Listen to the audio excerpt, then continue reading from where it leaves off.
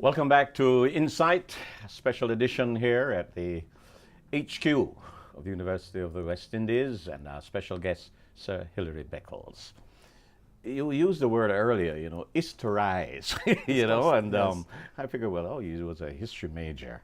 How did history come about, sir? How did you, philosophy, history? Well, having enrolled as a philosophy student, I went home for the first Christmas at the end of the first term. And my father, he called me aside and he said, well, what is a working class black boy going to do with a degree in philosophy? You explain that to me. So,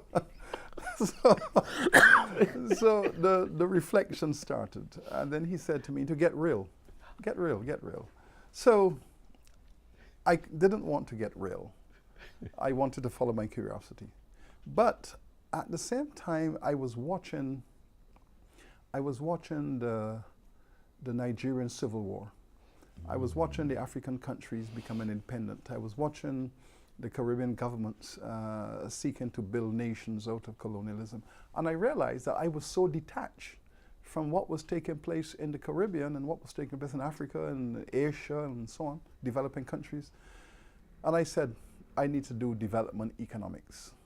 I need to go and do a degree in development economics.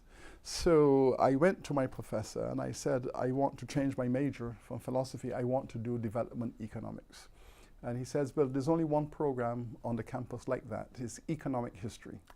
So I transferred from humanities to social science and did a degree in development economics. That's what it's called now. But at the time when I did it, it was called economic history. But today it's called development economics. So that is when I got involved in understanding all of the issues facing the world. Yes, and here you are today, and I've taught so many of us, and I must say, including myself, about reparation, and caused me to accept it and say, it's really our call. Why should we think? And let me ask you the troubling question. This is so long ago. Why bother with this? What difference will it make? Well, as I said, having studied development economics and tried to figure out why the Caribbean is having such a difficult time with its transformation towards sustainable development, and looking at the situation in Africa, Latin America, the whole post-colonial world, I threw myself into that. And one of the issues, of course, we all know from global colonization, the history of imperialism, is that these countries that are trying to attain development out of that very difficult history, it's a struggle.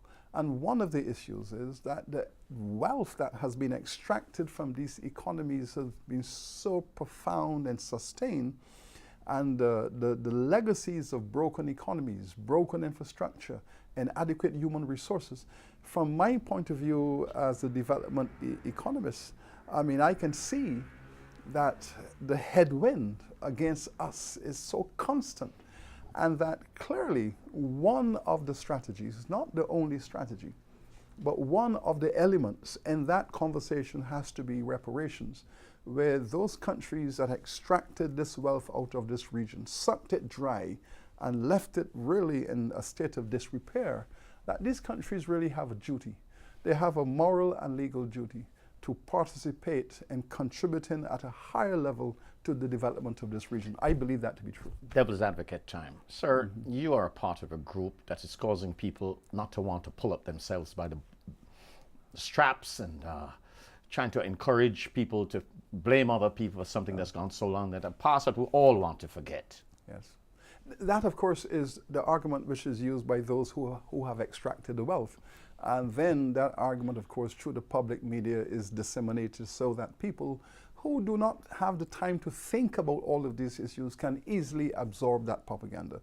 The truth of the matter is we are not speaking about that. We're not creating an environment where people are abandoning responsibility for themselves. No, on the contrary, our entire lives is spent on helping this region to stand up, take responsibility, do more for itself, have a higher vision.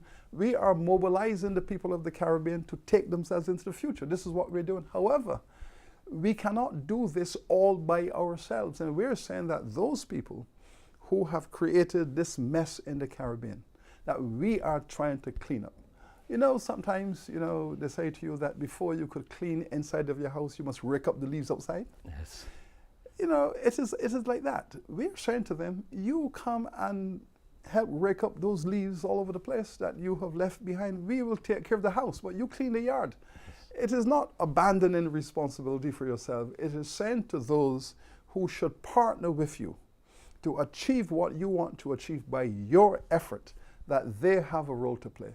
In much the same way that we had a role to play in their enrichment and development, they have a role to play in our development. What's owed to us, sir? What's owed to us? What do they owe us? Well, this region has a right, moral and legal, to a development plan in which resources that have been extracted out of this region are brought back to this region. The great Sir Arthur Lewis wrote that little book in 1939, Labor in the West Indies, the greatest of our economists. And in that little book, he said, the matter of 200 years of unpaid labor has to be addressed. The Caribbean peoples have provided 200 years of unpaid labor to Britain. Will me back pay? And Britain has to address that. And the way they address that ought to be a way that we can discuss together. So we have called upon them to come back to the table. Let us talk about how you can facilitate, not come back to take responsibility for our development. How can you come back and play a role in our transformation of this Caribbean? It is a very important part of what needs to be done in order for us to have the trajectory we're looking for. Is this debt forgiveness? Is that included? It's a complex set of issues. I mean, take, for example, the press release that was made by the Vice Chancellor of the University of Glasgow about 3 months ago. The University of Glasgow has recognized that Jamaican slave owners had adopted the University of Glasgow as their university of choice, and that £200 million of value was extracted from Jamaica and the Caribbean and invested in the University of Glasgow. The Vice Chancellor has opened up the books of the University of Glasgow, and there in the books, he has seen, and his team, this massive extraction out of Jamaica and the Caribbean to Glasgow. They were able to quantify it? Oh, the accounts are there. The remarkable thing about British institutions is that they keep the records. And in their accounts and their bursary are all of these records. And we were able to look at them and to assess. And a team was assembled to go through the university records. And the records show this massive influx of grants and endowments from Jamaica. The Vice Chancellor, as an honorable man, a very decent man, a good friend, and he said, listen, the University of Glasgow will pay reparations to the Caribbean. And we are now drafting an MOU. I have just come back from the University of Glasgow, where we are designing an MOU by which the University of Glasgow recognizes that it will pay reparations to the Caribbean. And that term, reparatory justice, is in the MOU. And we are going to work through the details by which the University of Glasgow would contribute towards Caribbean development as a moral and ethical decision. This is not just cash. This is combination cash of and things. kind. Combinations. We're not on the street corners asking for handouts. We are looking at partnerships and development. One of the projects that interests them is the issue of chronic diseases in the Caribbean, the hypertension, the diabetes, the childhood obesity. They are very good at the research in those areas. They're looking at the possibility of partnering with us and having a massive institute for chronic disease research that is going to prevent the proliferation of these diseases in the future.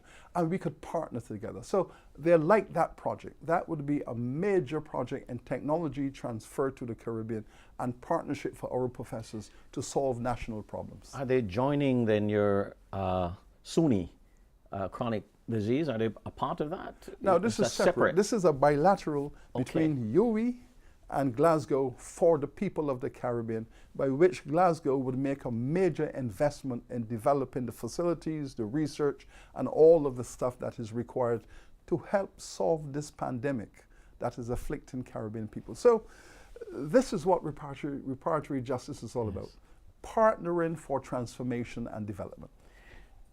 The fact that it came through a university really ought not to be surprising. I'm just reflecting that they are the ones seized with the information. Governments come and go. They're into winning seats in government. But there's this man from Glasgow. He was able to look at the thing and say, but by George, something is going on here. Do you expect more of this kind of thing? The role of universities, historically and today, and I suspect in the future, the role of universities is to inspire their communities. When the Vice Chancellor of the University of Glasgow made this statement, it resonated throughout Britain, and I felt that he had inspired them. And this is the role of universities. So a Vice Chancellor, a professor would make a policy vision, and it might seem to you to be confined to a small space. Yes. But in short time, it may resonate and become a part of the national imagination. And so they would have played their part to inspire. So I am not surprised that the global universities system is now the core of the reparatory justice movement. Yes. I'm not surprised by this. University of Georgetown, for example, in the US, they discovered that their university kept slaves on the books as an asset. And when the university wanted cash to expand, they took some of their slaves, put them on the auction block, sold them, took the cash, and expanded the medical faculty and the science faculty. They kept black people as an asset on the balance sheet. Now, all of that has now been exposed. And what have Georgetown done? They've done magnificently. They've said the descendants of all of those enslaved Africans who we kept on our books as assets, we're going to give all of them scholarships for the future. Wow. And they took a reparatory justice step. And now thousands of people will now have a chance to go to university who would not have had that chance in the future. I must wrap this, but I have a quick question for you. Were you born for this? The history thing. The fact that you can bring this to us, go elsewhere and bring it and modernize it. Were you born for this? Well, I don't know. I think what happened in my own instance was my grandmother who raised me was an evangelical preacher. She was the pastor of the Pentecostal church. So I was raised up in the Pentecostal tradition. And when I became a historian, she would always say, all this history stuff, but you're going to end up in the pulpit just like me. So I must confess I do have a bit of that evangelical in me, and it's deep, I must confess. I can only pray that you preach on. And I thank you so much, Mr. Vice Chancellor. Thank you very much. It's really exciting, as Thank always. you. And that's it for Insight again this week. Until the next time, Michael Sharp wishing you pleasant viewing.